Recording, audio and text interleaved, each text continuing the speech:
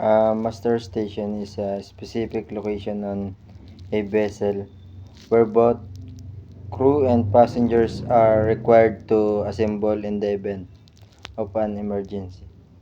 It is identified with clear signage and is allocated to individuals according to the safety plan of the ship.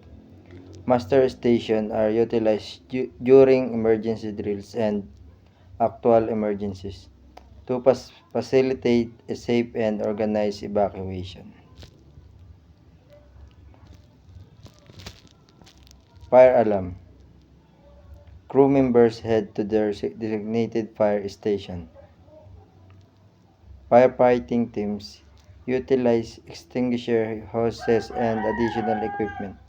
The fire is controlled and put out while preventing any spread.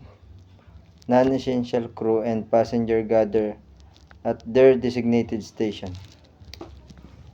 General alarm.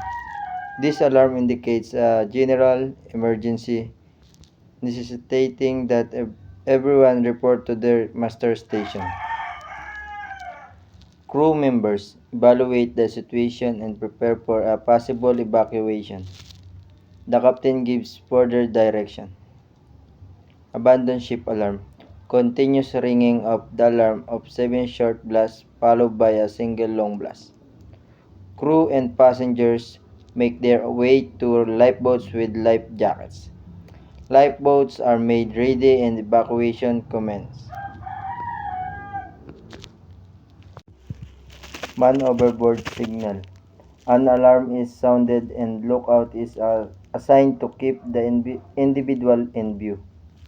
Rescue boats or lifebuoys are sent out. The ship may decrease speed or maneuver to aid in the recovery. CO2 alarm indicates the release of CO2 in the engine room to extinguish a fire. Crew must swiftly evacuate the area affected. The space is sealed to enable CO2 to smother the fire. Engineer's call alerts engineers to report the engine room.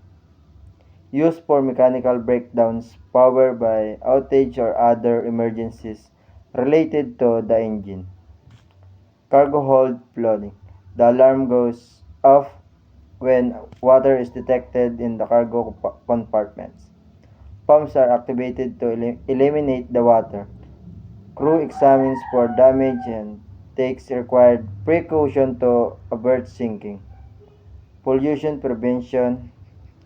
Immediate action to contain spill using absorbents and barriers. Activation of pollution control equipment. Reporting to authorities as mandated by MARPOL regulation. Engine room flooding. Emergency pumps are utilized to extract water. Engineers investigate the source of flooding and strive to fix leaks. If left unchecked, emergency procedure for evacuation may be instigated. Importance of training and drills.